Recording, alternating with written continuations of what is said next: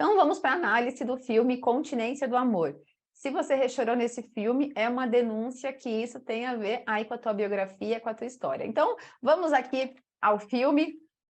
Conta a história, obviamente, de um amor imaturo, mas tem um fundo sistêmico muito interessante, que é aquela famosa compensação. Então, eu vou trabalhar primeiramente aqui a partir do que nós já conversamos nas aulas anteriores sobre compensação, e depois a gente vai ter um entendimento aí mais de algumas coisinhas bonitinhas que tem no filme. Primeiramente, vamos falar de compensação. O que é compensação? O match aí das relações, a gente vai ter atração por pessoas que têm algo para mim, para me acrescentar, não só aqui no meu corpinho, nos meus hormônios, mas algo que diz respeito ao meu sistema familiar.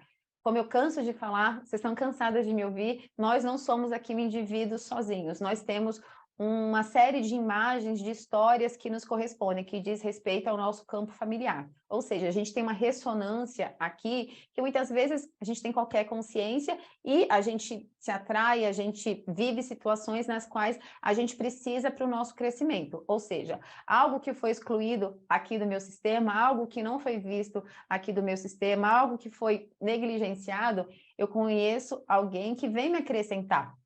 E esse filme é um retrato disso, de compensações, de o que falta em um sistema que o outro pode acrescentar. Então vamos à história de amor. Cassie. Cassie é uma jovem heroína, uma mulher brava, que quer dar conta de tudo, quer fazer tudo sozinha, quer aí alcançar a sua independência, feminista, tem um monte de bandeiras e gosta de brigar e gosta de defender as suas ideias. E o Luke, quem que é? O Luke é o bom moço, o Luke é o filhinho da mamãe, o bom moço, o que acontece a atração ali dos dois. Então vamos para o histórico familiar da Cassie. Cassie é uma mulher, uma menina, ela é jovem, né? Não vou falar menina, é uma jovem mulher, que não deu a entender no filme, mas que o seu pai, pela exclusão dela, pelo histórico que ela trouxe da mãe dela, também era um militar, também era um fuzileiro. Não sei se vocês recordam, mas no começo do filme, que ela está lá no bar, entra os militares, né, os fuzileiros lá, e a amiga dela fala assim, olha aí quem você tanto ama.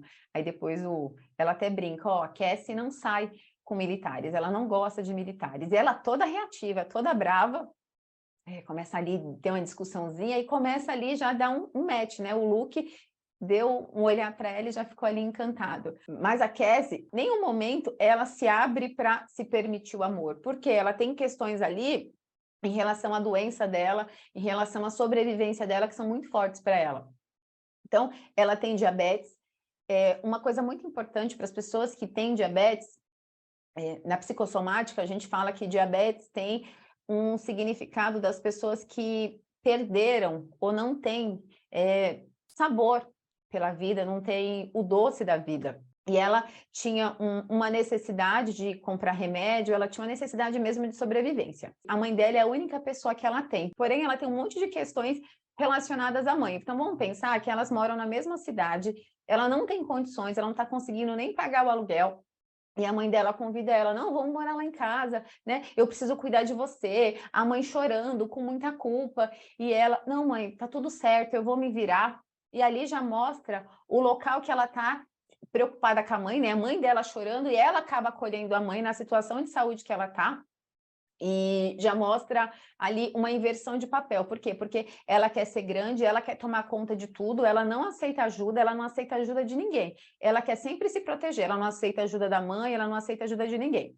Quando ela chega naquela situação, ela vai pedir para o amigo dela casar com ela lá, e aí esse filme é engraçado por quê? Porque o sistema de valores que ela tem é o sistema de valores do jeitinho. O sistema que ela aprendeu, a mãe dela veio de uma forma ilegal, ela estava morando no país de forma ilegal, ela tem uma tatuagem que ela falou que fez em homenagem à avó, que quem não arrisca não petisca. Ou seja, o sistema dela de valores, né, relacionado à mãe, à avó, são pessoas mais despojadas, né, mais alternativas. E os sistemas de valores do Luke eram sistemas de valor super fechado, super tradicional.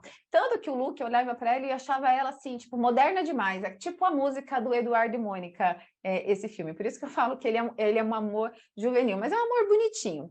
O Luke ali, na hora que ele ouve a proposta que ela faz para o amigo, de casar simplesmente para ganhar o plano de saúde, o primeiro ímpeto dele, inclusive, foi de se intrometer na conversa e falar, não, mas isso não é certo, isso é errado, isso é injusto. Ele fica até inconformado. E ela fala, mas você não está aqui na conversa, eu não estou pedindo para você. Mas o senso de justiça dele é muito forte. Por que o senso de justiça dele é muito forte? Porque é baseado nos valores que ele recebeu do pai. O pai dele era super rígido, né? Sistema...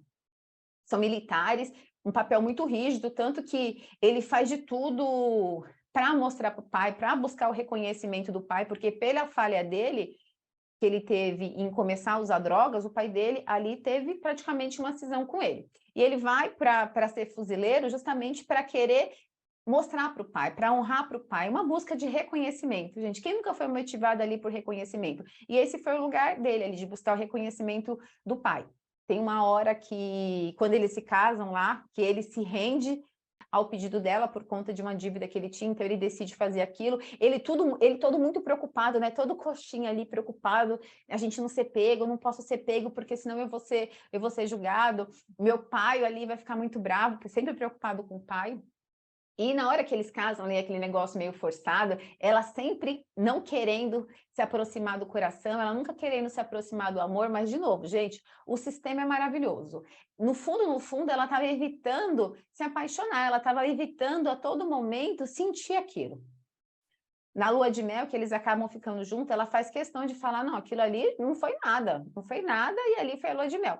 E aí eles começam a ter toda a estratégia para que eles não sejam pegos no plano dele. E aí que ela começa a revelar quem ela é. Então, vamos aqui fazer aqui uma análise da Casey, que foi muito bacana para a gente entender o gosto dela pela música. Os mecanismos que a nossa criança usa para fugir de uma realidade muitas vezes que é uma realidade caótica.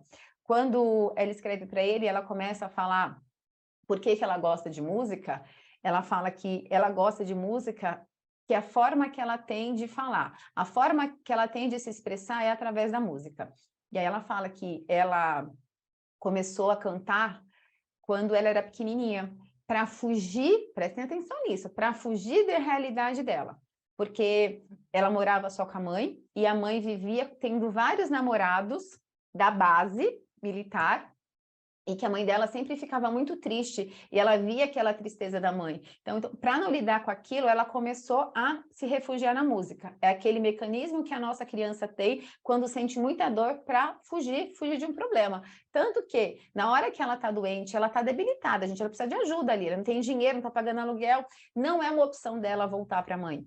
Não é a opção morar na casa da mãe. Por quê? Porque ela tem muitos machucados em relação à mãe. A mãe é tudo na vida dela, porque ela não tem outra pessoa. Mas que ela tem um relacionamento bom para a mãe. Tipo, se ela vê a mãe dela no local de mãe, não. Ela vê mais um trabalho para mim. Porque imagina uma criança que vê a sua mãe... possivelmente elas não tinham condições de vida bacana, vendo a sua mãe sofrendo por conta de homem, chorando lá, sofrendo. Imagina o que é para ela. E aí, o que ela decide? Ela fala, eu não vou sofrer por homem, não. Eu vou fazer igual a minha mãe? Nunca que eu vou fazer igual a minha mãe. E aí, o que acontece? Ela se fecha. Quando a gente vê aquela revolta dela em relação a militar, em relação a homem, o que ela está fazendo? Ela está fazendo, por quê? Porque ela viu a mãe dela num outro local, né, querendo depender, sofrendo por conta de homem. De novo, possivelmente o pai dela era da base, e aí ela cria uma cisão dentro dela, quando ela é pequenininha. Ela se refugia na música e ela fala, eu não vou passar por isso, não. Eu não vou passar, e ela assume esse compromisso. Só que acontece, qual homem que vem para ela? Vem um homem machão, um homem que bate de frente com ela, vem um homem igual aqueles... Quando eles casaram, tinha lá na mesa, né, um amigo que começou a discutir com ela. Qual homem que vem para ela? Vem um homem manso. Onde que o Luke pega ela? Pela mansidão.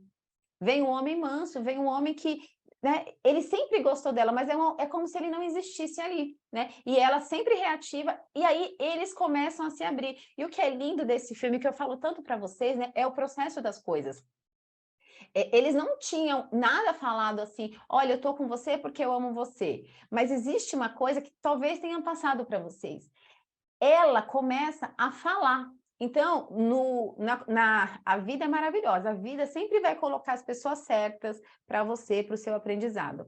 Na hora que eles têm aquela condição onde ele tem que falar com ela para sustentar aquela mentira deles, vocês lembram que ela falou que ela tinha dificuldade em falar, que ela se expressava através da música? Então, ela começou a falar. Só que quando ela começou a falar, o que começou a brotar nela? A autoralidade nas músicas dela. Tanto que ela falou assim, antigamente... Não, ela não falou antigamente, ela falou assim, eu gosto de cantar, mas eu não tenho coragem de cantar o que eu escrevo. Então, eu sou uma cover. Quando ela começa a conversar com ele, como amiga, gente, é aquela nutrição emocional que eu falo para vocês, que a nossa criança não recebeu.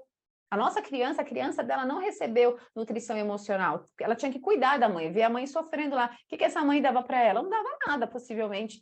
A secura dela, então ela se refugiou na música para ter esse local. Quando ela começa a falar, porque ela não falava dos seus sentimentos, ela começa a expressar com ele, qual parte dela também está sendo trabalhada? Inconscientemente, a autoralidade dela. Então ela começa a criar.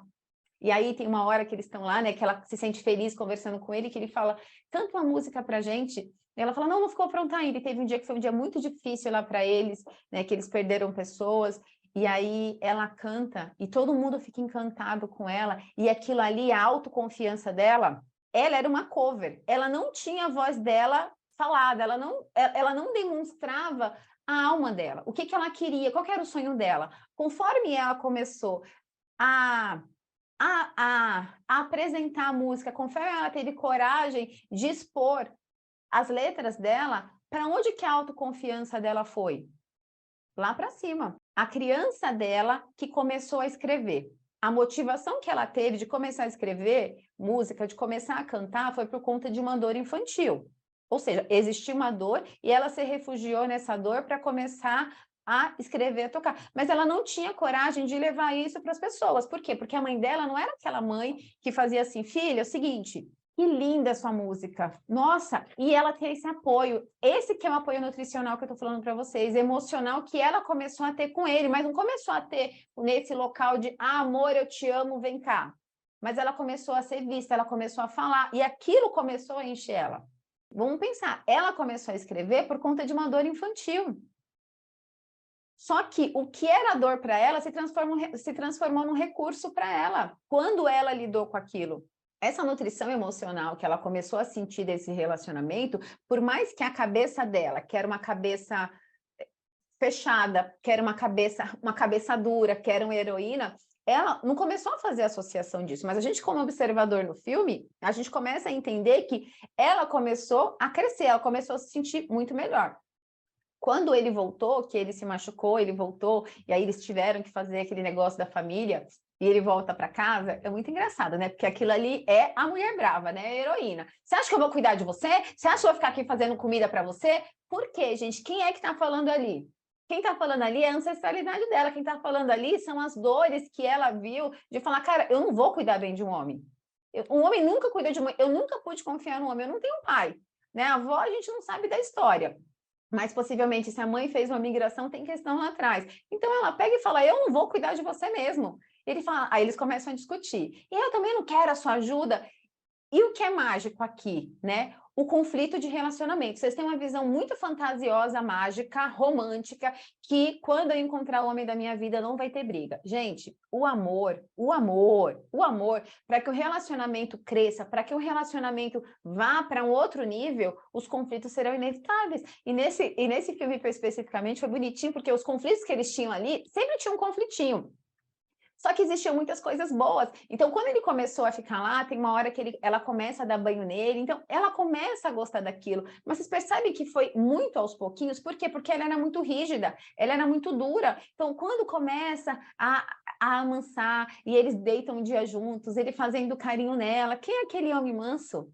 Vocês não acham que chegasse um macho bravo ali, um macho masculino aí do jeito que vocês gostam, você acha que ia conseguir dominar aquele cabelo bravo? Não conseguia. Então, esse homem que veio manso para ela, começou ali a soltar as camadinhas dela para ela se permitir. Eu posso confiar no homem, eu posso confiar no amor. Vamos falar um pouquinho do Luke. O Luke, viciado, o Luke, filhinho da mamãe, né, querendo a aprovação do pai. As pessoas que têm vícios, A gente observa muito isso no trabalho de campo, as pessoas que têm vícios, é muito comum as pessoas terem falta do pai. E pelo pai dele ser um pai rígido, um pai duro, o avô também ser rígido, militar, ele era uma pessoa mais emotiva. Então, ele não conseguia ter esse acesso ao pai, porque ele era mais emotivo. Então, possivelmente, ele se vinculou com a mãe. Como que eu sei disso? Porque depois que a mãe dele morreu, que ele começou a tomar os remédios dela e ficou viciado. Ele ficou viciado depois que a mãe morreu. Por quê? Porque ele perdeu a vida dele.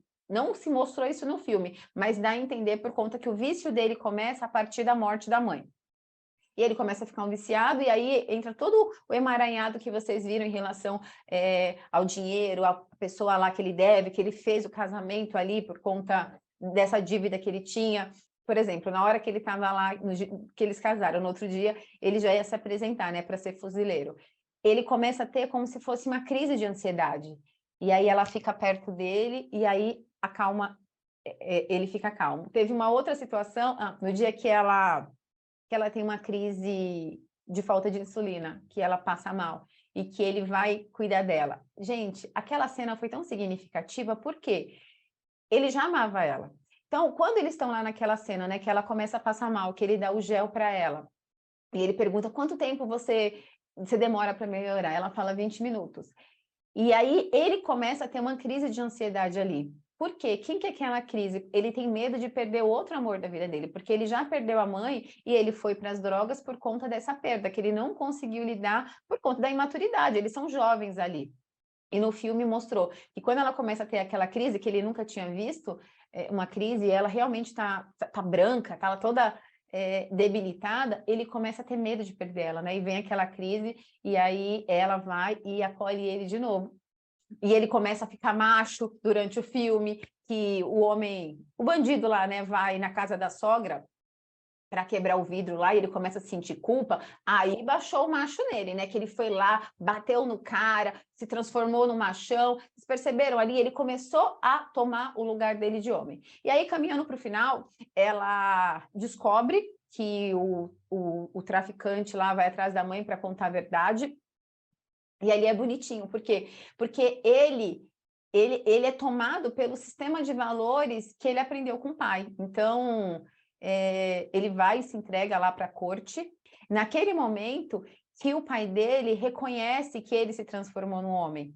Porque apesar de eles terem descoberto que ele não fez uma coisa certa, o pai dele, no fundo, achava assim, o meu filho é um fraco, né? Pelo olhar que o pai dele tinha de homem. A gente pode ter essa visão, não, mas o pai dele era, né, ríspido, duro. Ele mesmo falou pela visão que ele tinha do pai. O meu pai, quando ele descobriu a doença da minha mãe, ele se aposentou, ele parou de trabalhar para cuidar da minha mãe. Então, ele passava todos os dias, né, quando ela ficou no hospital, dormindo na cadeira para ficar com ela.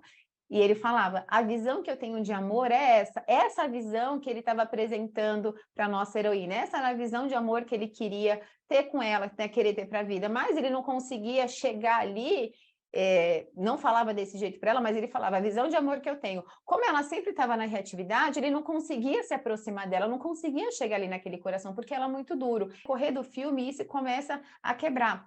Lá no dia do julgamento, que ele tá lá com a família, ela chega e ele... Eu não sei como é que chama mais o nome lá, mas que ele fala que ele quer falar alguma coisa e ele coloca toda a responsabilidade para ele. Aí, nesse momento, ela entende, eu posso confiar nesse homem. Esse homem não vai me prejudicar, porque até então, na cabeça dela, todos os homens iam prejudicar ela. Naquele momento que ele pega e fala, não, eu vou assumir a responsabilidade por você. Naquele momento que ela olha e fala assim, eu posso confiar nele, porque até então ela achava que ela não podia confiar no homem.